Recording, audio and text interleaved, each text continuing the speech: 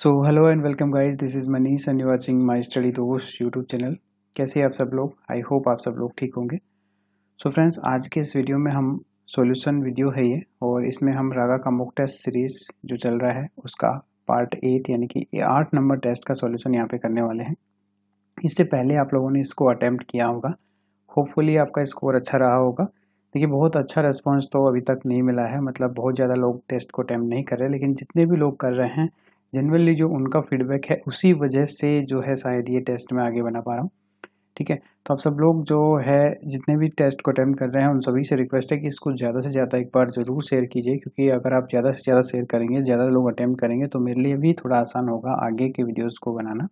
ठीक है, तो मैं अगर टेस्ट आपको 25 पूरे करवा देता हूँ तो डेफिनेटली आप इतना मान सकते हैं कि इन 25 टेस्ट से आपकी इतनी अच्छी प्रैक्टिस हो जाएगी कि आपको एक्चुअल में पता चल जाएगा कि आपका स्कोर क्या होगा रागा सेक्शन के अंदर।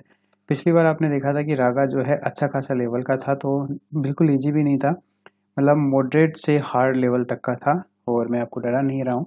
लेकिन जैसे टाइप के क्वेश्चंस आपके आते हैं वो एकदम पैटर्न इस टेस्ट सीरीज में मैंने फॉलो किया है, और ये बिल्कुल आपके लिए मैं फ्री ऑफ कॉस्ट करवा रहा हूँ। और इस टेस्ट को आप भी दे सकते हैं अगर आप पहली बार यहाँ पे जुड़े हुए हैं, तो इसके सारे पहले वाले जो भी टेस्ट हैं उन सभी टेस्ट को जो है आप वीडियो के डिस्क्रिप्शन में जो लिंक दिया गया है उस पर जाकर के क्लिक कर सकते हैं। वहाँ से टेलीग्राम ज्वाइन कर लेना, टेलीग्राम में मैं लिंक शेयर करता हूँ जो भी टेस्ट होता है उसका, और वहाँ से आप टेस्ट को अटेम्प्ट कर सकते हैं। इसके अलावा हमारा एप्लीकेशन है, उसको भी आप डाउनलोड कर सकते हैं, वीडियो के डिस्क्रिप्शन में उसका लिंक है, वहाँ पे भी आप उस टेस्ट को अटेम्प्ट कर सकते हैं। इवन उससे पहले जितने भी टेस्ट हो चुके हैं, बहुत सारे टेस्ट जो पिछले साल हुए थे उन सभी को भी आप अटेम्प्ट कर सकते हैं। ठीक है, और सब कुछ बिल्कुल एकदम फ्री ऑफ कॉस्ट है। और टेलीग्राम मस्ट ज्वाइन कर लेना, क्योंकि वो सारी इन्फॉर्मेशन वहाँ पे आपको मिल जाती है, और ऐप में भी अभी अपडेट कर दिए गए हैं। और अभी जैसे 8 का मैं करवा रहा हूँ तो 10 तक के टेस्ट मैंने वहाँ पे ऐड कर दिए हैं, तो 10 तक टेस्ट आप वहाँ पे पहले जा करके दे सकते हैं एप्लीकेशन में। बाकी वेबसाइट पे भी आपको जल्दी ही अवेलेबल हो जाएंगे। तो चलिए स्टार्ट करते हैं।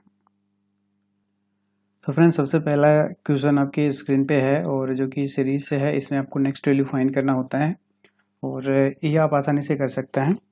ठीक है, तो इसमें देखिए कि आप इसको किस तरह से सोल्व करेंगे। तो डेफिनेटली आपने इसको किया होगा। देखिए, सीरीज़ के बारे में मैं हमेशा बताता हूँ कि जब भी आप सीरीज़ सोल्व कर रहे हैं तो रीजनिंग के अंदर जो सीरीज़ होती है इसमें या तो आपके डिफरेंस से सबसे पहले आप ट्राई करेंगे। डिफरेंस से नहीं हो रही है तो आपको देखना है कि आसपास ये क्यूब या स्क्वायर तो नहीं है। क्यूब स्क्वायर से भी अगर नहीं हो रहा है तो क्यूब स्क्वायर प्लस माइनस देखिए, और इतना चेक करेंगे, या फिर अल्टरनेटिव नंबर्स को देखिए। तो इतना करने के बाद में आपको डेफिनेटली पता चल जाएगा कि सीरीज़ किस तरह की है, और इसे आसानी से सोल्व कर पाएंगे। जैसे कि मैं यहाँ पे देख पा रहा हूँ, सीरीज जो है मल्टीपल भी नहीं हो सकती, क्योंकि अगर इसका मल्टीपल करें तो डबल भी नहीं है, और इसका लगभग 1.5 गुना भी हो सकती है, लेकिन ये भी यहाँ पे सारी सीरीज में फॉलो नहीं होगा। सबसे पहले जैसा कि मैंने बोला डिफरेंस चेक कीजिए, तो डिफरेंस जैसे ही मैं इसका चेक करूँगा तो इसका डिफरेंस आएगा आपके पास में 85। ठीक है, फिर इसका डिफरेंस देखते हैं तो 7 - 5 ये हो जाएगा आपके पास में 2, और ये हो जाएगा आपके पास में 9। 55 - 46, तो 5 + 4 9। ठीक है, उसके बाद मैंने यहाँ पे देखा, यहाँ पे डिफरेंस आएगा आपके पास में 99। इसके बाद में अगर आप यहाँ पे डिफरेंस चेक करेंगे तो 106 आएगा, और अगला जो डिफरेंस आएगा वो आपके पास में 113 आएगा। ठीक है, और अगला जो डिफरेंस आएगा वो आपके पास में क्या आएगा, इस तरह से आप समझ सकते हैं। लेकिन देखिए, अभी आपको लगा होगा कि इसमें तो कुछ कंफर्म हुआ ही नहीं, लेकिन यहाँ पे मैं अगर देखता हूँ तो ये +7 हुआ है। उसके बाद देखता हूँ तो ये भी +7 हुआ है, ये भी +7 हुआ है, ये भी +7 हुआ है। तो अगले वाला जो होगा वो भी +7 होगा, मतलब 113 + 7 यानी कि 120 यहाँ पे जुड़ेगा। तो 120 यानी कि मैं इसमें 120 जोड़ दूँ 875 में, तो यहाँ पे आपके पास में जो आंसर आ जाएगा वो 995 आपके पास आंसर आ जाएगा, जो कि डी ऑप्शन में गिवन है। और इस तरह से आप इसको फाइंड आउट कर सकते थे। तो होपफुली आपको ये समझ आ गया होगा। अब नेक्स्ट क्वेश्चन लेते हैं। नेक्स्ट सवाल देखिए, ये भी आपके जो है मिसिंग टर्म से है, इनकी लुप्त संख्या आपको ज्ञात करनी है। तो इसका क्या आंसर होगा ये आपको बताना है। तो होपफुली आपने इसको भी अच्छे से रन किया होगा। तो इसमें देखिए क्या पैटर्न फॉलो हो रहा है। देखिए, इसमें सबसे पहले आप कोशिश कीजिए कि या तो जैसे हो सकता है कि एक दूसरे से इस तरह से ये तीनों को जोड़ने के बाद में कुछ नंबर ऐड हो रहा हो, फिर इन तीनों को जोड़ के देखें, ऐसा कुछ हो रहा हो, या फिर एक सीरीज टाइप में ही ये नंबर बन रहा है। तो देखिए, इसमें हो क्या रहा है कि ये इसी सीरीज से कंटिन्यू हो रहा है। 9 + 3 हुआ है, फिर देखिए 12 + 6 हुआ है, यानी कि इसका जस्ट डबल, 3 का जस्ट डबल 6 का जस्ट डबल यहाँ पे ऐड करिए। यहाँ पे जैसे मैंने ऐड किया 12, तो होना चाहिए यहाँ पे 30। तो एक बार जैसे मैं इसको 30 मानता हूँ, तो 12 का जस्ट डबल यानी कि 24, तो 30 + 24 54 सही हो रहा है। फिर उसके बाद में यहाँ पे इसका डबल यानी कि 48, तो 54 + 48 102 हो रहा है। तो इस तरह से ये सीरीज चल रहा है, मतलब यहाँ पे जो आंसर आएगा आपका 30 आएगा। तो ये आपको समझ आ गया होगा। तो अब देखते हैं नेक्स्ट सवाल। ओके फ्रेंड्स, नेक्स्ट सवाल आप देखिए यहाँ पे, यानी कि बिंदु ए से राजू 20 मीटर उत्तर दिशा में चलता है। यानी कि देखिए डायरेक्शन से क्वेश्चन है, तो डायरेक्शन बना लीजिए। ये नॉर्थ है, ये साउथ है, ये ईस्ट है, ये वेस्ट है। ठीक है, तो जैसे सबसे पहले यहाँ पे बोल रहा है कि ए से, यानी कि जो भी बिंदु से चल रहा है, तो 20 से वापस को स्टार्ट कीजिए। 20 मीटर उत्तर चलता है, यानी कि नॉर्थ साइड में 20 मीटर ट्रेवल करता है, एंड फिर जो है बाएं मुड़ता है, यानी कि लेफ्ट टर्न लेता है। तो देखिए यहाँ से लेफ्ट इसका रहेगा इस तरफ, और फिर वह बिंदु बी पर पहुंच जाता है। मतलब ये ए था, ये यहाँ पे बी पे पहुंच गया। पहुंचने के लिए 20 मीटर चलता है, यानी कि यहाँ पे भी इसने 20 मीटर चला है, और ए तथा बी के बीच की दूरी ज्ञात कीजिए। तो देखिए यहाँ से आपको इसकी दूरी ज्ञात करनी है, ये वाली। ठीक है, तो यहाँ पे आपको पता है कि ये 20 है और ये भी 20 है। ओके, सो आप सभी को पता है कि यहाँ पे जो है एक 90 डिग्री बनेगा, और ये एक तरह से ट्रायंगल बनेगा, और इसमें आपको जो है, ये अगर ट्रिपलेट है तब तो ठीक है, नहीं तो पाइथागोरस में आपको लगानी होती है। इसमें क्या होता है कि जैसे इसमें हो जाएगा 20 का स्क्वायर प्लस 20 का स्क्वायर। तो यहाँ पे इस जो हाइपोटेनियस जो आपकी सबसे बड़ी भुजा है ए बी, इसका आपको मान निकालना है। ये बेस हो जाएगा, इसमें कोई भी जैसे जो भी एंगल मानेगा, और बेस और एक आपके पास में परपेंडिकुलर हो जाएगा। तो इसके अनुसार आप इसका मान निकालेंगे, तो इसका जो हाइपोटेनियस जो भुजा है आपकी, इसका मान आपके पास में आ जाएगा अंडर रूट ये जो 20 स्क्वायर प्लस परपेंडिकुलर स्क्वायर। तो यहाँ पे 20 का स्क्वायर प्लस 20 का स्क्वायर, तो 400 प्लस 400 इनके रूट 800 आपके पास में आ जाएगा। ठीक है, अब आप रूट 800 को कैसे तोड़ सकते हैं, 400 गुणा 2 लिख सकते हैं इसको। तो 400 का तो क्या हो जाएगा 20 और रूट 2, यानी कि यहाँ पे आप इसको रूट लगा लीजिए, 20 से रूट 2, ये 400 रूट 2 हो जाएगा, इस तरह से था। तो इसका जो आंसर हो जाएगा ये डी ऑप्शन हो जाएगा। ठीक है, 20 रूट 2। ओके, तो होपफुली ये आपने आंसर निकाल लिया होगा। बहुत मुश्किल सवाल ये नहीं था, लेकिन इस तरह का सवाल आपके एग्जाम में जरूर आता है। नेक्स्ट देखते हैं फिर। ओके, अगला सवाल जो है आपका क्लॉक से है, और क्लॉक से भी डेफिनेटली हर बार तो नहीं, लेकिन कभी कभार ऐसा क्वेश्चन आ जाता है, तो ये चीज़ भी हम मिस नहीं कर सकते। इसमें आपको देखिए दर्पण प्रतिबिंब यानी कि मिरर इमेज पूछा है, और टाइम आपके पास में है 11:09। ओके, सो जैसे कि पिछले वीडियो में मैंने आपको बताया था कि जब भी आपको इस तरह का कोई क्वेश्चन दिया गया हो, तो आप उसको जो है 11 और 60 इसमें से सब्सट्रैक्ट कर लेते हैं। लेकिन एक चीज़ ध्यान रखिएगा कि जब इसका जो टाइम है या तो 11 हो या 11 से ज़्यादा हो, तो आपको जो है इसी टाइम को जो है 24 के फॉर्मेट में कन्वर्ट कर देना है। यानी कि मैं इसको क्या लिख सकता हूँ, जैसे 11:60 था, तो मैं इसको 23:60 भी लिख सकता हूँ। यानी कि ये 24 आवर के फॉर्मेट में हो जाएगा, क्योंकि 23 घंटे 60 मिनट, 60 मिनट का मतलब 1 घंटा होता है, तो मैं मिनट में से मिनट घटा दूंगा। तो यहाँ पे ये संख्या 11 से बड़ी है, तो इसको आप किससे घटाएंगे, 23 और इसमें 60। इसमें से जब इसको आप सब्सट्रैक्ट करेंगे, तो यहाँ पे तो 51 बच जाएगा, और यहाँ पे 23 में से 11 गया तो 12, यानी कि 12 आपके पास में। तो इसका जो करेक्ट आंसर है आपके पास में 12:51 हो गया, यानी कि सी ऑप्शन हो जाएगा। लेकिन अगर आप यही सोचते हैं कि हाँ सर मैं इसको नहीं याद रखना चाहता, इसको सिर्फ मैं 11:60 में से ही घटाना चाहता हूँ, तभी आप इसे कर सकते हैं। तो देखिए 11:60 में से आप घटाएंगे तो 11:09। ठीक है, यहाँ पे 51 मिनट बचेगा, और यहाँ पे 00। अब आपको पता है कि रात को जब 12 बजते हैं, तब जो है इसको 00 दिखाता है, तो ये 24 के फॉर्मेट में आया आपके पास आंसर। तब आप इसको जो है अगर 12 के फॉर्मेट में करना चाहते हैं, तो फिर रात का ही 00 का मतलब क्या होता है, 12। तो 12:51 फिर इसका आंसर हो जाएगा। ये चीज़ फिर आपको ध्यान रखना पड़ेगा, तो आप जैसे भी करना चाहें ऐसे कर सकते हैं। तो ये आंसर हो गया। हम देखते हैं नेक्स्ट। ओके, सो नेक्स्ट सवाल आपके पास में देखिए, यदि फिश को जो है एक निश्चित कोड में EHRG लिखा जाता है, तो जंगल को किस तरह से लिखा जाएगा। तो देखिए सबसे पहले हम इसको डिकोड करते हैं। FISH आपके पास में है, इसको जो लिखा गया है आपके पास में देखिए EHRG।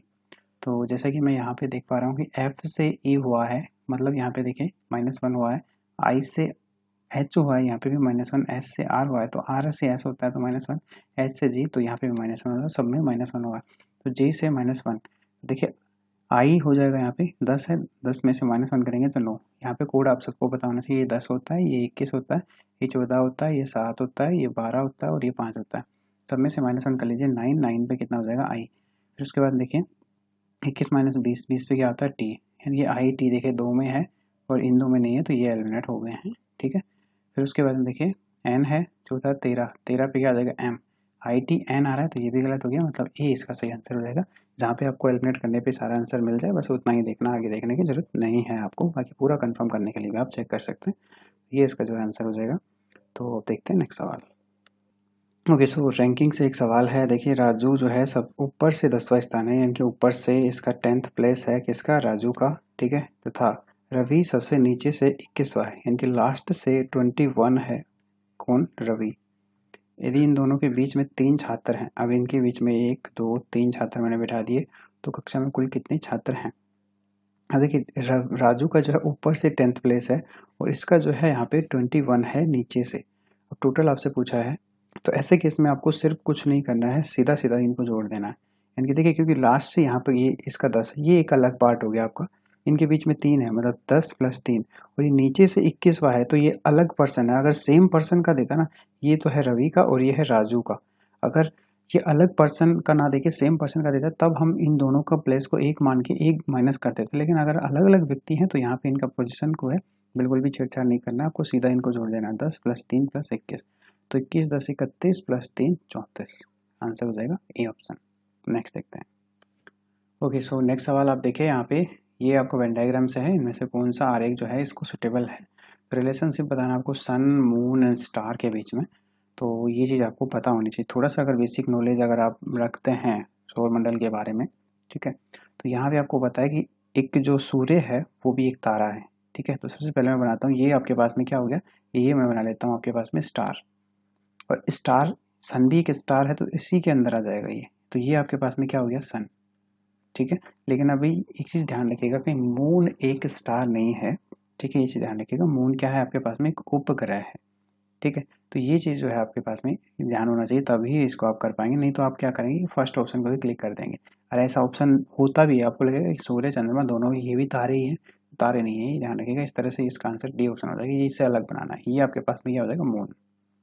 ठीक है, सो ये आपको समझ आ गया होगा। नेक्स्ट देखते हैं। अब ये एक सिंपल सा सवाल है, वैसे आप इसको कर भी सकते हैं। इसमें क्या बोला गया है कि कुछ साइंस चेंज करने, जैसे सब्सट्रैक्ट की जगह डिवाइड, प्लस की जगह पे आपके पास मल्टीप्लाई। डिवाइड का मतलब सब्सट्रैक्ट है, मल्टीप्लाई का मतलब ऐड करना है, तो इसमें से सारे समीकरण में इनको चेंज करना है। जो समीकरण में आंसर सही आ जाए बस वही आपको बताना है। जैसे मैं फर्स्ट से ही स्टार्ट करता हूँ, तो फर्स्ट में देखिए 18, प्लस का मतलब आप यहाँ पे देखिए, प्लस का अर्थ है मल्टीप्लाई, 18 × 14। अब माइनस देखिए, माइनस का मतलब क्या है, तो यहाँ पे माइनस का मतलब है डिवाइड, तो 14 / 18, तो वैसे सॉरी 12 है यहाँ पे, 24 फर्स्ट ऑप्शन कर रहे हैं ना, 24। फिर उसके बाद देखिए मल्टीप्लाई, मल्टीप्लाई का अर्थ है प्लस, प्लस 12, और डिवाइड, डिवाइड का जो अर्थ है सब्सट्रैक्ट, यानी कि 16 = 12 आना चाहिए, जो कि नहीं आएगा। यहाँ पे आप देख सकते हैं कि 24 से भाग दे रहे ऊपर जो है संख्या, ये ज़्यादा आएगा मल्टीप्लाई करने पे, और उसमें से अगर आप -4 करेंगे, क्योंकि यहाँ पे ये प्लस का है ये माइनस का है, तो यहाँ पे सिर्फ बचेगा -4, तो 12 से ज़्यादा ही आंसर आएगा। फर्स्ट ऑप्शन नहीं है, थोड़ा अंदाज़ा लगाएंगे तो भी समझ में आ जाएगा। अब अगला सवाल अगर मैं देखता हूँ तो 16, फिर गुणा है, तो गुणा का अर्थ है प्लस, यानी कि +14, माइनस का अर्थ आप यहाँ पे देखिए डिवाइड है 14/24।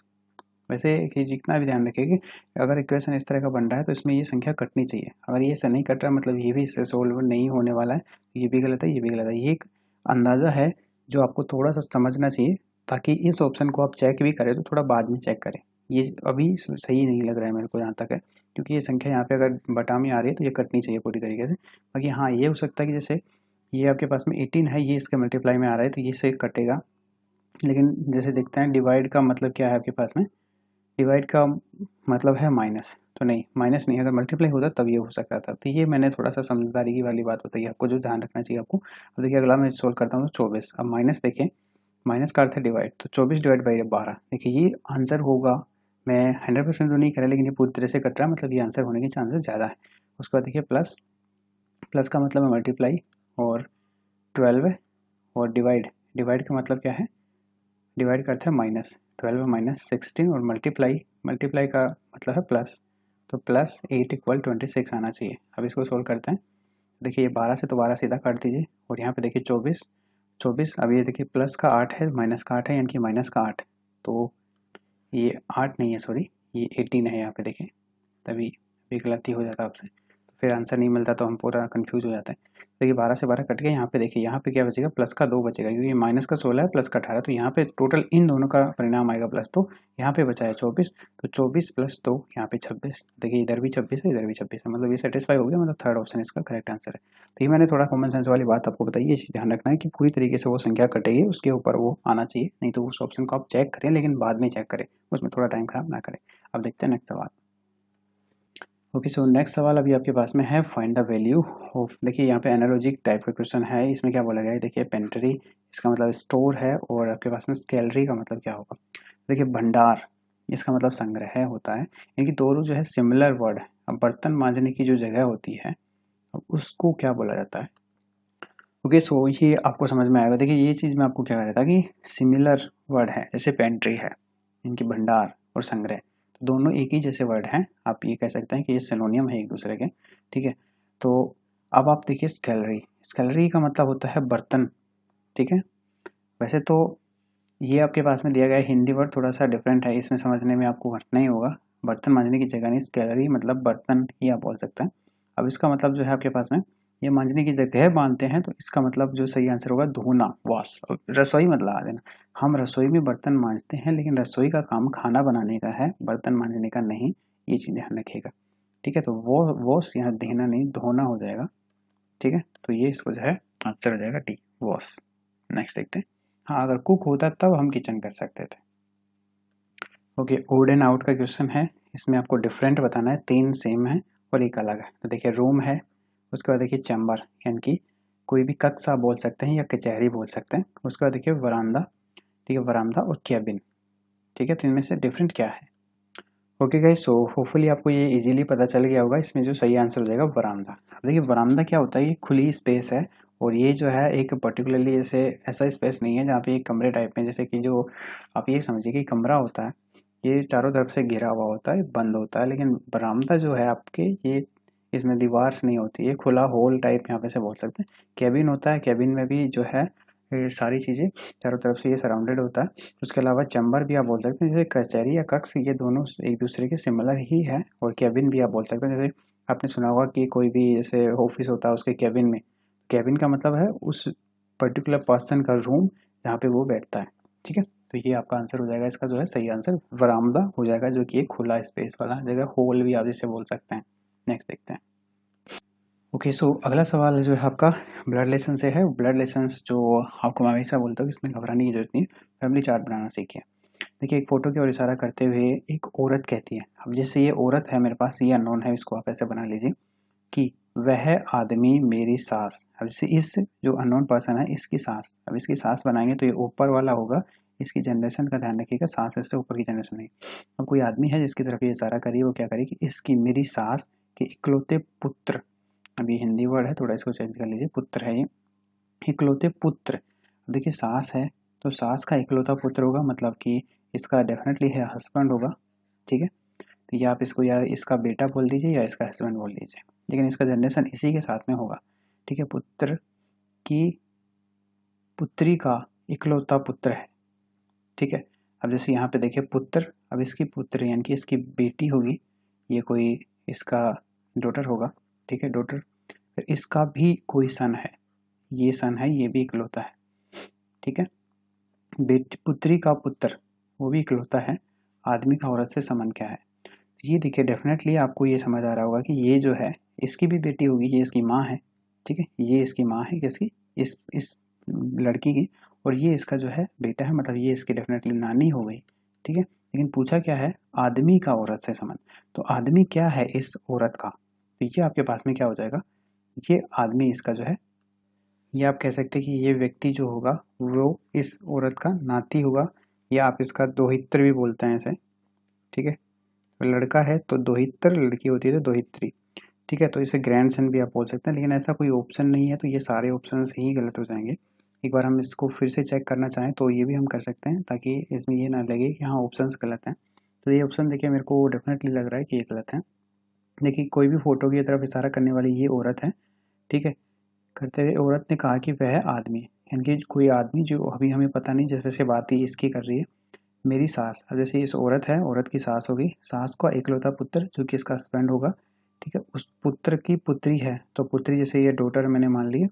अब इसका भी इकलौता पुत्र है, तो इकलौता पुत्र जैसे ये कोई भी मैंने सन मान लिया इसका, तो ये आदमी जो है, अब ये जो आदमी है ये इससे औरत से कैसे संबंधित है, तो ये इस औरत से ये आदमी जो है ये डेफिनेटली दोहितर होगा, और ये आप इसे ग्रैंड सन भी बोल सकते हैं। ठीक है, तो ये इसका आंसर होना चाहिए। तो इसमें कोई भी ऑप्शन, जैसे मैं फर्स्ट ऑप्शन को हटा देता हूँ, ग्रैंड सन कर लीजिए यहाँ पे। ठीक है, तो ये इसका जो आंसर हो जाएगा। तो डेफिनेटली ये ऑप्शंस में गड़बड़ी है, इसको मैं ठीक कर दूंगा वैसे मॉक टेस्ट में, और बाकी इसका आंसर आपको समझ आ गया होगा। ओके, सो अगला सवाल हम देखते हैं, और ये क्वेश्चन आप पढ़ लीजिए, फिर मैं इसको थोड़ा सा जूम कर लेता हूँ ताकि आपको वीडियो देखते टाइम में इसमें सारी जो चीज़ें हैं वो क्लियरली दिखाई दें। इसमें कुछ नहीं होता, जैसे ये प्रॉब्लम फिगर है, इन चारों पांचों को आप देखिए और इस सीरीज चलती जाएगी, ये इससे ये बाद में ये ऐसे बनता जा रहा है, इससे अगली क्या बनेगी आपसे पूछा जाता है। मैं थोड़ा जूम करके आपको दिखाता हूँ। ओके, सो अभी आप क्लियरली देख पा रहे होंगे, जितना जूम मैं कर सकता था हाईएस्ट मैंने कर दिया। अब देखिए यहाँ पे आपको सबसे पहले ये देखना है कि ये जो आकृति यहाँ पे बन रही है, जैसे मैं इसको थोड़ा सा कलर चेंज करता हूँ, ये आकृति आप देख पा रहे हैं। ठीक है, ये इस तरह से बन रही है और ये चेंज हो रही है यहाँ पे अगली बार आके एंगुलर। ठीक है, ये जस्ट आप यहाँ पे कह सकते हैं कि यहाँ पे ये 90 पे चेंज हुआ है। फिर उसके बाद में ये आकृति जो है यहाँ से फिर इस तरफ चेंज हुई है, फिर ये इस तरफ चेंज हुई है, मतलब 90 पे ही रोटेट होती जा रही है, फिर ये यहाँ पे वापस आ गई है। मतलब आप देख सकते हैं ये पहली आकृति ही यहाँ पे चेंज नहीं हो गई है, तो अगली जो आकृति आएगी उसमें जो है ये इस तरह से होना चाहिए। ठीक है, और जो कि ये भी गलत है, ये भी गलत है, और ये दो ऑप्शन में हो सकता है। ठीक है, तो देखिए एक ही चीज़ से मैंने ये सारी चीज़ें पता लगा ली कि इसमें जो आएगा वो इन दोनों में से कोई आंसर आएगा। अब हम अगली आकृति देखते हैं, यहाँ पे एन था। ठीक है, उसके बाद में देखिए ये जो है यहाँ पे आ गया है सी, आपने देखा। फिर उसके बाद देखिए ये जो है पी है, फिर ये टी है, और सॉरी एक मिनट देखते हैं कि एन, हाँ यहाँ पे इसमें एन आ रहा है, तो इसको मैं थोड़ा सा इरेज करता हूँ ताकि आपको क्लियरली समझ में आए। तो ये इस यहाँ पे तो आ रहा है, लेकिन वर्ड चेंज कैसे हो रहा है, देखिए ये एन था यहाँ पे, ये एन अब यहाँ पे आ गया। ठीक है, उसके बाद में अगली बार मैंने देखा कि ये एन गायब हो गया है, फिर मैंने देखा कि ये पी है, ये पी यहाँ पे आ रहा है, फिर ये गायब हो रहा है। तो यहाँ पे देखिए ये वी है, तो अगली आकृति में यहाँ पे वी आएगा, कहाँ पे, इसकी जगह पे। तो यहाँ पे देखिए ये वी आ रहा है, लेकिन इसमें ये एरो आ रहा है, तो ये भी गलत है, मतलब ये आंसर आपका हो जाएगा। ठीक है, तो दो चीज़ें मैंने देखी और दोनों से मुझे समझ में आ गया ये पैटर्न, और मैंने इसका आंसर निकाल लिया। अब देखते हैं नेक्स्ट सवाल। ओके, सो ये समझ आ गया। अब अगला सवाल है आपके पास क्वेश्चन नंबर 13, इसमें भी सेम वही चीज़ करनी है। देखिए ये भी आसान सवाल है। इसमें देखिए 1 2 3 4, 1 2 3 4 5 है, तो ये 5 लाइन है, स्ट्रेट लाइन है। तो पैटर्न को समझने की कोशिश करते हैं। उसके बाद में देखिए कि ये 4 लाइन तो अभी भी स्ट्रेट हैं, ठीक है, लेकिन ये थोड़ा सा बैंड हो गई है। फिर मैंने अगली आकृति में देखा कि ये आकृति एक दूसरे के विपरीत दिशा में बैंड हुई है। ठीक है, अब ये बैंड है, लेकिन अगली आकृति में मेरे को समझ में आया कि ये फिर से स्ट्रेट हो गई है, और ये बैंड, दो आकृतियां ही बैंड में चल रही। फिर अगली बार मैंने देखा कि ये आकृति एक जो है ये स्ट्रेट होती जा रही है इधर, ये बैंड में चलती जा रही है। तो अगली बार जो आकृति आएगी उसमें क्या होगा कि लास्ट वाले दोनों इस तरह से होंगे, और बाकी सारे जो है 3 के 3 स्ट्रेट होंगे। तो यहाँ पे देखिए इसमें भी नहीं है, इसमें है, लेकिन ये जो है इस तरह से हो गया उल्टा, जो कि नहीं होना चाहिए। तो ये भी नहीं है, ये भी नहीं है, ये भी नहीं है, ऑटोमेटिकली इसका आंसर ये है, जो कि इसमें आप देख सकते हैं ये जो आकृति लास्ट वाली इस तरह से बैंड है। अगर हम इसको इस तरह से सही मानते हैं तो इसमें भी यहाँ पे कई चीज़ चेंज होना चाहिए, लेकिन ये पैटर्न ऐसा नहीं है। तो इसका जो फिफ्थ है ऑप्शन, ये ई में दिया गया है, तो ये इसका आंसर हो जाएगा। वैसे आपके 4 ही आएंगे, 4 में मिल जाएगा, लेकिन मेरे को क्वेश्चन ऐसे मिले नहीं कहीं पे, तो मैंने ये 5 वाले उठा लिए। ठीक है, जो बैंकिंग में ज़्यादातर पूछे जाता है। ठीक है, तो डेफिनेटली ये भी क्लियर हो गया होगा। नेक्स्ट देखते हैं अगला सवाल। देखिए यहाँ पे आपके पास में ये प्रॉब्लम फिगर, ये आंसर फिगर, बार बार समझाने की जरूरत नहीं, एक ही टाइप के 4 सवाल आएंगे आपके रागा के अंदर, डेफिनेटली वो वही आने वाला है। अब यहाँ पे आकृति आप देख सकते हैं कि एक सर्कल बना हुआ था, और अगली बार ये सर्कल बड़ा हो गया, और इस सर्कल में से आपके पास में एक ट्राइंगल निकला। ठीक है, ट्राइंगल ऐड हो गया है 3, यानी कि ये 3 साइडेड है। ये अगली आकृति में मैंने देखा कि ये यहाँ से इसके अंदर 4 साइडेड आ गया है। तो अगली आकृति क्या होगी कि ये 4 साइडेड तो बड़ा हो जाएगा, इसके अंदर फिफ्थ वाला आ जाएगा। तो देख सकते हैं ये 4 साइडेड है, ठीक है, लेकिन इसमें 4 साइडेड ही आ रहा है, तो यहाँ पे ये नहीं हो सकता, इसमें 5 वाला आना चाहिए। अब ये 5 वाला बाहर है, लेकिन बाहर नहीं आना चाहिए, इसमें 3 है और इसमें सर्कल है, तो आंसर हो जाएगा 4th। ठीक है, ये 4 वाली आकृति तो बाहर आएगी बड़ी होकर के छोटी से, और इसके अंदर एक लाइन बढ़ा करके आएगा, इनकी 4 से 5 वाली आकृति आएगी, तो ये आंसर हो जाएगा। तो डेफिनेटली ये भी आपको समझ आ गया होगा। नेक्स्ट सवाल लेते हैं। ओके, नेक्स्ट सवाल देखिए। इसमें भी वही आकृति चल रही है। जैसे ये देखिए, ये 3D में आकृति चल रही है। ये 3 साइडेड है, ये 4 साइड की है। फिर अगली साइड जो है, अब इसमें देख सकते हैं 1 2 3 4 और 5, ये 5 है, ये 6 वाली आ गई, और ये 1 2 3 4 5 6, ये 7। तो अगली आकृति में 8 आनी चाहिए। अब देख सकते हैं कि 1 2 3 4 5 6 7 8, इसमें 8 हैं, लेकिन यहाँ पे पैटर्न इस तरीके का नहीं है। इसमें आप देख सकते हैं कि इसमें कोई भी डायगोनल को नहीं मिलाया गया अभी तक। यहाँ पे आप देखें तो किसी भी आकृति में इसको छोड़ करके, ठीक है। अब यहाँ पे देखिए, एक चीज़ और ध्यान रखिएगा कि ये जो आकृति है ये 3D है, ये 2D है, ठीक है। अब ये आपको सिंपली दिख रहा होगा, ये 3D में बनाया गया है, इसको इस तरह से ऐसे बना करके, ये 3D आकृति होती है इस तरह से, और ये 2D आकृति है। फिर ये 3D है, ये 2D है, फिर ये 3D है, और अगली आकृति जो है इस तरह से 2D आकृति के अंदर होना चाहिए, ठीक है। तो ये आकृति जो है इसका आंसर नहीं है। इसके बाद देखिए, ये 1 2, इसको चेंज करता हूँ, 1 2 3 4 5 6, ये 6 वाली है, 1 2 3 4 5 6 7, ये भी नहीं हो सकता, ये भी नहीं हो सकता, ये भी 6 वाली है। तो इसका आंसर जो है ये वाला ऑप्शन है, 1 2 3 4 5 6 7 और 8। अब देखिए, इसमें 8 है, और इसमें जो आकृति आप देख पा रहे होंगे, जैसे इस तरह से इनको मिलाया गया है, ये वाली आकृति, ये देखिए, ये इसका जो है सही आंसर हो जाएगा, ये नहीं होगा, ठीक है। तो इसमें कंफ्यूजन नहीं होना है, इसका आंसर हो जाएगा 5th। अब देखते हैं नेक्स्ट सवाल। ओके, सो रीजनिंग अभी हमारा खत्म हुआ। अब हम स्टार्ट करते हैं मैथमेटिक्स को, ठीक है। तो मैथमेटिक्स का फर्स्ट क्वेश्चन है, एक स्कूल में 10 विद्यार्थियों में से एक शिक्षक सेवानिवृत्त हो जाता है, ठीक है, यानी कि रिटायर हो जाता है एक शिक्षक जो है, ठीक है, और उसके स्थान पर एक नया 25 वर्षीय शिक्षक सेवा ग्रहण करता है। मतलब एक नया टीचर आता है जिसकी एज 25 ईयर है, ठीक है। 10 शिक्षक थे टोटल उस विद्यालय के अंदर, ठीक है। और उसमें जो है, अब आपको क्या बोल रहा है कि जैसे ही वो सेवा ग्रहण करता है, परिणाम स्वरूप शिक्षकों की औसत आयु 3 वर्ष कम हो जाती है। अब देखिए, यहाँ पे सबसे पहले तो हम देखते हैं कि 10 टीचर थे, उनकी कोई औसत आयु होगी। अब अगली बार हुआ क्या, यहाँ पे एक चेंज, एक तो यहाँ पे गया है और एक जो है यहाँ पे आया है, लेकिन इसकी वजह से 10 टीचरों की जो एज है वो 3 वर्ष से कम हुई है, क्योंकि आने के बाद में फिर वापस संख्या तो 10 ही हो गई है। तो इनकी जो एज है वो 3 से कम हुई है, यानी कि एक टीचर की 3 कम हुई है, तो 10 टीचरों की टोटल कितनी कम हुई है, 30 साल, ठीक है।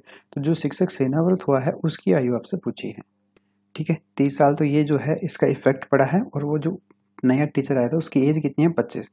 तो 25 तो वो हो जाएगा, और 30 ये, इसका जो आंसर हो जाएगा 55 हो जाएगा।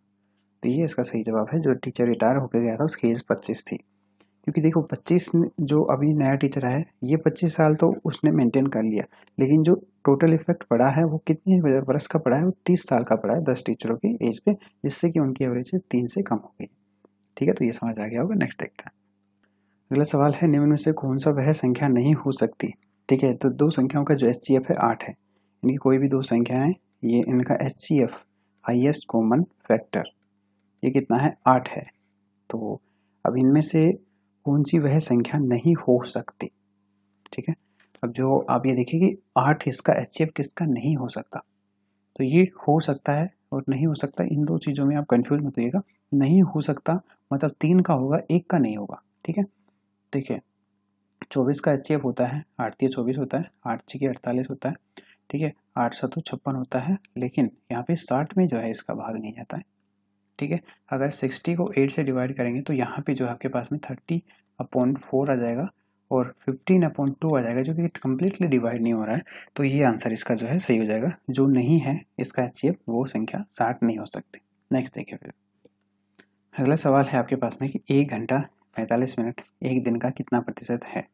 तो 1/45 एक दिन का प्रतिशत पूछा है। तो ये एक दिन में कितने घंटे होते हैं, 24, ठीक है। और अगर मिनट में ही कन्वर्ट करना हो सभी को तो उसको 60 से मल्टीप्लाई कर लीजिए, तो टोटल मिनट हो गए। अब इसमें कितना हो गया, 1 घंटे में यहाँ पे तो 60 मिनट और यहाँ पे 45 मिनट, ठीक है। 60 40 100 105, यानी कि ऊपर तो हो गया 105 और नीचे हो गया 24 गुना 60। मैं गुना इसलिए नहीं कर रहा क्योंकि ऊपर की संख्या को मुझे काटना है। तो ये 5 से कट जाएगा, 5 दूनी 10, 5 एकम 5, और ये क्या हो जाएगा आपके पास में 12 पंजे 60, ठीक है। अब अगले आप 3 से काट सकते हैं, 3 7 21 और 3 चौक 12। अब ये नहीं कटेगा। अब देखिए 24 चौक 96 हो जाएगा, तो 7/96।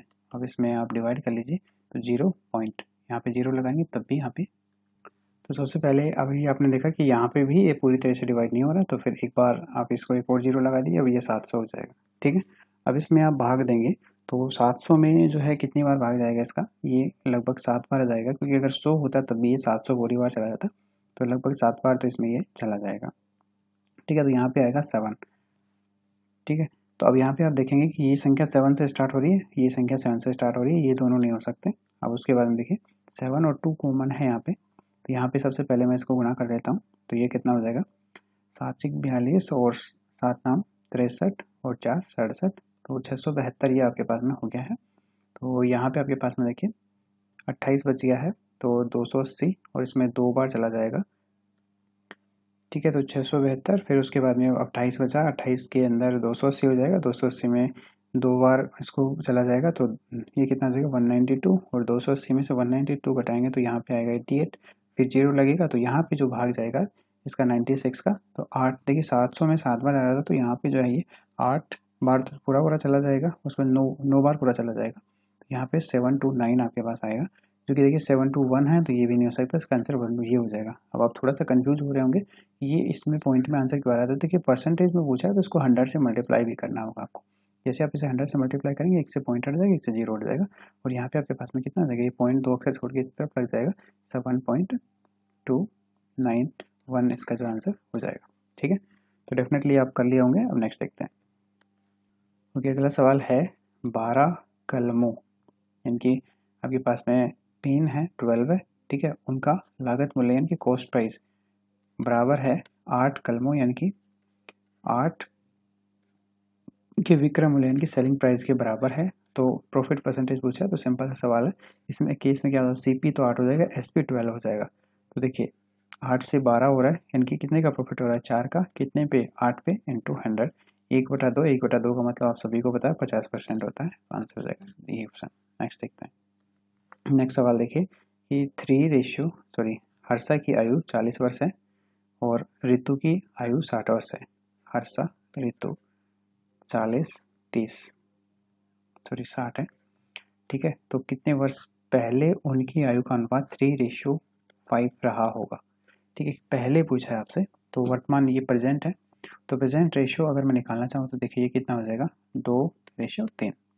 और अभी जो पहले का रेशियो है वो कितना है आपके पास में, यानी आप ऐसा कह सकते हैं कि पहले 3:5 था, अब रेशियो 2:3 हो गया। तो देखिए कितने वर्ष पहले, तो ऐसे केसेस में आप 2 तरीके से कर सकते हैं, या तो एक्स मान के कर लीजिए, या मैं बताता हूँ आपको देखिए कैसे करना है। ऐसे केसेस में आपको इन दोनों का डिफरेंस देखना है, ये 2 से 3 है, यहाँ पे डिफरेंस 1 का है, ये 3 से 2, 5 मतलब 2 का डिफरेंस है, इस डिफरेंस को बराबर कर लीजिए, यहाँ पे 2 से मल्टीप्लाई कर लीजिए। ये देखिए ये पास्ट है और ये क्या है आपके पास में प्रेजेंट है, 2 से मल्टीप्लाई करेंगे तो ये कितना हो जाएगा, ये 4 हो जाएगा, और ये कितना हो जाएगा, 6 हो जाएगा। अब देख सकते हैं कि 3 से 4 प्लस 1 और 5 से 6 प्लस 1। ठीक है, तो ये आपके पास में हो गया। अब ये देखिए 6 और 4, ये टोटल कितना है आपके पास में 10। इस 10 की वैल्यू हमें कितनी दे रखी है, देखिए इनकी जो वर्तमान एज है इनको जोड़ दीजिए, 60 + 40 100, ये 100 हो गया। कितने का रिलेशन आया, 10, यानी कि 1 यूनिट की वैल्यू 10 है, तो यहाँ पे 1 यूनिट का ही यहाँ पे इंक्रीमेंट देखने को मिला, इंटू 10 कर दीजिए, मतलब जो पहले 10 साल पहले की ये बात कर रहा है, 10 साल पहले उनकी आयु का अनुपात 3:5 और वर्तमान में 2:3 है। ठीक है, तो ये समझ आ गया होगा। नेक्स्ट देखते हैं। या अगर आपको लग रहा है कि इसको एक्स से कैसे करना चाहिए, तो देखिए ऐसे भी कर सकते हैं। ये आपके पास में आप जैसे पास्ट वाला देखिए, सबसे पहले 3:5 है, तो देखिए मैं कहता हूँ कि 3 में हमने क्या किया, प्लस किया होगा कुछ x बटा 5 में भी हमने कुछ प्लस x किया होगा, तब इनका जो रेशियो है वर्तमान में वो कितना हो गया, 2:3 हो गया। फिर आप इसको सोल्व कर सकते हैं, यहाँ से निकल जाएगा। ठीक है, लेकिन एक चीज़ ध्यान रखिएगा कि यहाँ से निकालेंगे तो ये रेशियो मान है यहाँ पे, इसमें x की वैल्यू 1 आएगी। फिर जैसे आपने इस 0 से 0 काटा था तो ये 10 का भाग दिया था एक तरह से, तो इसको फिर 10 से गुना करेंगे तो फिर वो ये 1 आ जाएगा। मेरा कहने का मतलब ये है कि ये जो 2:3 आपने लिखा है, इसकी जगह पे आपको 40:60 ही लिखना पड़ेगा, क्योंकि ये रेशियो मान दोनों लिखेंगे तब एग्जैक्ट मान नहीं आएगा। अब एग्जैक्ट मान कोई ना कोई एक तो लिखना ही पड़ेगा आपको, या फिर आप उसके साथ जो रिएक्शन पहले कर चुके हैं वो बाद में भी आपको उसको करना होगा। ठीक है, तो अभी इसका आंसर आप निकाल सकते हैं इस तरह से भी, या फिर आपको जैसे मैंने बताया ऐसे भी कर सकते हैं। नेक्स्ट देखते हैं। ओके, सो अगला सवाल आपके पास में है कि ए एक काम को 6 दिन में कर लेता है, ठीक है, और बी 9 दिन में कर लेता है, ठीक है, दोनों मिलकर उस काम को कितने देर में करेंगे। तो ये सिंपल सा सवाल है, इसको कह सकते हैं। पहले टोटल वर्क निकालेंगे, दोनों के एलसीएम निकालेंगे, तो ये कितना हो जाएगा 18 हो जाएगा टोटल वर्क, आप इसे कह सकते हैं। तो ये इसका एफिशिएंसी निकालेंगे, तो एफिशिएंसी ऑफ ए कितना हो जाएगा 3 हो जाएगा, एफिशिएंसी ऑफ बी ये कितना हो जाएगा 2 हो जाएगा। Total efficiency of A plus efficiency of B ये कितना हो जाएगा 3 + 2 यानी कि 5। तो टोटल आपके पास में डेज निकाला है कि work done by A plus B यानी कि इनके द्वारा कितने दिन में किया जाएगा। तो total work upon total efficiency, ठीक है। तो ये टोटल वर्क कितना है आपके पास में 18, एफिशिएंसी टोटल कितनी हो जाएगी 5। तो इसको आप सॉल्व कर लीजिएगा, तो ये कितना हो जाएगा 5 × 15, ठीक है। उसके बाद में 5 × 30, 3.6 डेज आपके पास इसका आंसर हो जाएगा। नेक्स्ट देखते हैं। नेक्स्ट आपके पास में कि किसी बहुभुज यानी कि आपके पास कोई पॉलीगन है, उसका इंटीरियर एंगल दे रखा है वो 144 डिग्री है, ठीक है। ये इंटीरियर एंगल है, ठीक है। आइए उसके बाद में बहुभुज की भुजाओं की संख्या ज्ञात कीजिए यानी कि नंबर ऑफ साइड्स। ये मैं आपको पहले भी बता चुका हूँ। एक ऐसे केसेस में क्या करना होता है, आपको एक चीज़ पता होना चाहिए कि जो interior angle plus exterior angle इनका जो मान होता है वो होता है 180 डिग्री, ठीक है। और जो इंटीरियर एंगल होता है, इंटीरियर एंगल और एक्सटीरियर एंगल दोनों का योग मैंने आपको बताया कि 180 होता है, ठीक है। और इंटीरियर एंगल आपको 144 दे रखा है, तो यहाँ से आप एक्सटीरियर एंगल निकाल सकते हैं। ये क्या हो जाएगा आपके पास में 180 - 144 जिसका मान आ जाएगा आपके पास 36 डिग्री। अब एक चीज़ मैंने आपको पहले वाले वीडियो में भी बताई थी और अभी भी मैं बता देता हूँ कि जब भी आपको नंबर ऑफ साइड्स निकालना हो, ठीक है, तो यहाँ पे आपको क्या करना होता है कि 360 अपॉन आपके पास में जो एक्सटीरियर एंगल होता है ये आपको इसका डिवाइड करना होता है।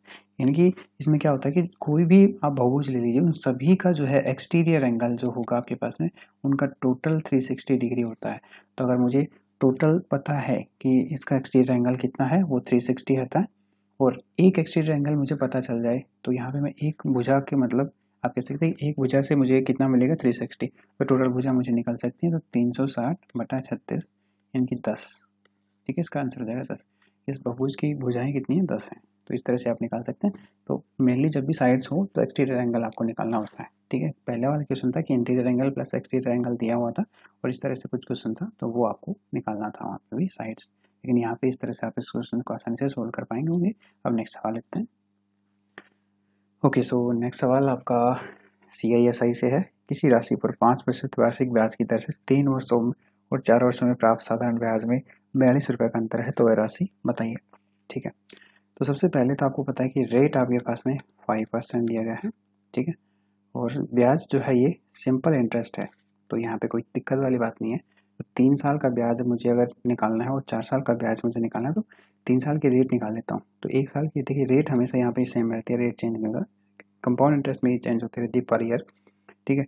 तो 5% है तो 3 साल की रेट हो जाएगी वो 15% हो जाएगी। और जो आपके पास में 4 साल की रेट हो जाएगी वो कितनी हो जाएगी 20% हो जाएगी, ठीक है। तो 1 साल की 5 है तो 4 साल की 20 हो जाएगी। अब यहाँ पे 4 साल और 3 साल में डिफरेंस निकालो तो वही 5% आ जाता है। मतलब एक ईयर का जो आपके पास में रेट आ रहा है 5% और यहाँ पे इसका डिफरेंस जो दे रखा है वो 42 रुपीज़ दे रखा है। मतलब 1 साल का जो ब्याज है वो कितना है आपके पास में 5% का वैल्यू वो दे रखा है 42। तो मुझे पूछा गया है राशि यानी कि प्रिंसिपल बताओ।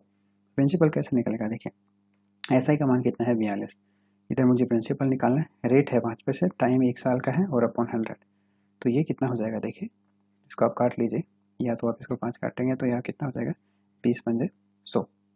आप 42 को 20 से गुणा करेंगे तो ये 840 आ जाएगा, ठीक है। तो इसका जो आंसर हो जाएगा डी ऑप्शन हो जाएगा, मतलब प्रिंसिपल कितना है 840 है, ठीक है। तो ये आपने कर ली होंगी, मैथ्स के क्वेश्चन भी हमारे पूरे हो गए। अब जीके के क्वेश्चन देखते हैं। ओके, सो ये भी कैलकुलेटिव क्वेश्चन एक तरह से आप कह सकते हैं। अरुणाचल प्रदेश में जो है आपके पास में तिरप में सूर्योदय 5 बजे होता है, तो गुजरात की कांडला में सूर्य किस समय अस्त होगा, ठीक है। किस समय उदय होगा आप ऐसे कह सकते हैं। देखिए आपको पता है कि सबसे पहले अरुणाचल प्रदेश, आपको इंडिया का मैप अगर थोड़ा सा याद है तो आप ये ऐसे समझ सकते हैं कि मेरे से एग्जैक्टली तो बनेगा नहीं क्योंकि मैं जीके में ज्योग्राफी वगैरह तो ऐसा कुछ पढ़ाता नहीं हूँ, ठीक है। लेकिन जितना भी मेरे को बनाना समझ में है वैसा मैंने बना दिया है डायरेक्टली। देखिए थोड़ा सा समझने की कोशिश कीजिए। तो ये आपके पास में अरुणाचल प्रदेश, यहाँ पे सन सबसे पहले दिखेगा, तो जैसे जैसे टाइम बीतता जाएगा यहाँ पे जो है गुजरात आता है आपका, तो यहाँ पे लास्ट में दिखाई देगा। ठीक है। तो ये आपके पास में बोल रहा है कि यहाँ पे 5 बजे दिखेगा, क्योंकि आप सभी को पता है कि यहाँ पे जो अक्षांश होता है आपके पास में, ये आपके पास में कितना दे रखा है, 68 डिग्री 7 मिनट से, और यहाँ पे होता है 97 डिग्री 27 मिनट। तो इसके बीच में जो डिफरेंस होता है ये लगभग 30 डिग्री के आसपास होता है। और आपको पता है कि जो 1 डिग्री ट्रैवल करने में, 1 डिग्री अक्षांश आपके पास में ट्रैवल करने के लिए, ठीक है, इसमें कितना टाइम लगता है, 4 मिनट का समय लगता है। तो यहाँ पे आपके पास में 4 × 12 यानी कि 120 मिनट, इनकी 120 मिनट मतलब 2 आवर। इनके अगर यहाँ पे 5 बजे सन आपके पास राइज हो रहा है तो यहाँ पे 7 बजे होगा। तो ये आपका आंसर हो जाएगा 7 बजे, सी ऑप्शन। तो ये कैलकुलेशन टाइप का क्वेश्चन भी आप इसे कह सकते हैं। ठीक है, तो देशांतर अगर आपको पता है तो ये आप इसे आसानी से निकाल सकते हैं। तो ये चीज़ भी आपको थोड़ा सा ध्यान रखना है। नेक्स्ट देखते हैं, निम्नलिखित में से कौन सा शहर दिल्ली के सब समीप देशांतर पर स्थित है। ठीक है, सबसे समीप देशांतर पर स्थित है दिल्ली के, ये आपको बताना है। देखिए, दिल्ली से सबसे पास बेंगलुरु है, हैदराबाद है, नागपुर है या पुणे, आपको बताना है। तो इसका जो आंसर हो जाएगा वो डेफिनेटली आपने पता कर लिया होगा, बेंगलोर। ठीक है, क्योंकि कर्नाटक में है। हैदराबाद आपने देखा होगा, तो हैदराबाद जो है वो बेंगलुरु से आगे है जस्ट। फिर उसके बाद नागपुर देखेंगे तो आप महाराष्ट्र, ये भी आगे है। पुणे, ये भी महाराष्ट्र आगे है। ये तो है लास्ट में साउथ में नीचे की तरफ आ जाता है जहाँ पे, लेकिन कर्नाटका जो है इस तरफ से ये सबसे ऊपर है, फिर यहाँ पे हैदराबाद इस तरफ आ जाता है। तो इस तरह से जो है आपके पास में ये नीचे की तरफ है। ये थोड़ा सा इस चीज़ का भी ध्यान रखेंगे। दिल्ली से सबसे नज़दीक पड़ेगा बेंगलोर। ठीक है, नेक्स्ट देखते हैं फिर। नेक्स्ट आपके पास में है कि मानव द्वारा सर्वप्रथम प्रयुक्त किया गया अनाज कौन सा है। तो ये डेफिनेटली आपको पता होना चाहिए। जो है मानव द्वारा सबसे पहले यूज किया गया था, ये आपको आंसर पता होना चाहिए। भारतीय उपमहाद्वीप में कृषि के प्राचीनतम साक्ष्य कहाँ से प्राप्त हुए हैं। तो ये भी आपको ध्यान रखना है, मेहरगढ़। ठीक है, मेहरगढ़ एक जगह है जहाँ से जो है कृषि के प्राचीनतम साक्ष्य प्राप्त हुए हैं। नेक्स्ट देखते हैं। ओके, सो नेक्स्ट आपके पास में है भारतीय नागरिकता नहीं प्राप्त की जा सकती। मतलब कैसे भारत की नागरिकता नहीं प्राप्त कर सकती, जन्म के द्वारा। अगर आपका जन्म भारत में हुआ है, डेफिनेटली आप इसकी नागरिकता प्राप्त कर सकते हैं देशकरण द्वारा। इनकी अगर दूसरे देश से आप इस देश में आकर बस जाते हैं तो भी आप इसकी नागरिकता प्राप्त कर सकते हैं किसी भूभाग के सम्मिलित होने के द्वारा। मतलब कल को अगर ऐसा हो जाए कि पाकिस्तान को पूरे को भारत में ही शामिल कर दिया जाए, तो पाकिस्तान के जो सभी नागरिक है वो भी भारत के हो जाएंगे। ठीक है, तो ये भी इसका जो है सही जवाब है। लेकिन भारतीय बैंक में धन जमा, अगर कोई फॉरेनर अपने यहाँ पे इंडिया में बैंक में धन जमा कराता है तो उसको नागरिकता नहीं दी जाती। ये इसका सही जवाब हो जाएगा। ठीक है, विटामिन का कौन सा समूह जल में घुलनशील है। तो ये आपको पता होगा, बी और सी, ये जो विटामिन हैं जल में घुलनशील हैं। ठीक है, बाकी ए आपके पास में है, डी है, ई है, की है, ये विटामिन में जल में घुलनशील ना होकर वसा में घुलनशील होते हैं। उसका देखिए, बेरी बेरी बीमारी किसकी कमी से होते हैं। तो ये आपको पता होगा, विटामिन बी की कमी से बेरी बेरी होता है। ए से क्या होता है, रतुंधी होता है। सी से स्कर्वी होता है। डी से क्या होता है, रिकेट्स होता है, या ऑस्ट्रोमलेशिया भी होता है। ठीक है, तो इस तरह से आपको ये चीज़ें याद रखनी है, विटामिन से रिलेटेड भी चीज़ें। और देखिए, साइंस के क्वेश्चन भी हैं इसमें, हिस्ट्री के भी क्वेश्चंस हैं, ज्योग्राफी के भी क्वेश्चंस हैं, पॉलिटी के भी क्वेश्चंस हैं। तो ये सभी मैंने इंक्लूड किया, करने की कोशिश की है। डेफिनेटली आपसे एक एक क्वेश्चन ही सभी सब्जेक्ट से पूछा जाता है। तो होपफुली ये प्रैक्टिस सेट हमारा कंप्लीट हुआ। होपफुली आपने अच्छा स्कोर किया होगा। तो डेफिनेटली आप कमेंट सेक्शन में बताइए कि वीडियो कैसा लगा आपको। और पहली बार देख रहे हैं तो चैनल सब्सक्राइब जरूर कीजिएगा, वीडियो को लाइक कीजिएगा, अपने दोस्तों के साथ शेयर जरूर कीजिएगा। और कोई भी फीडबैक आपको देना हो तो आप मुझे कमेंट सेक्शन में जरूर लिखिएगा। Thank you so much guys, तब तक के लिए bye bye, take care, all the best. मिलते हैं नेक्स्ट वीडियो में।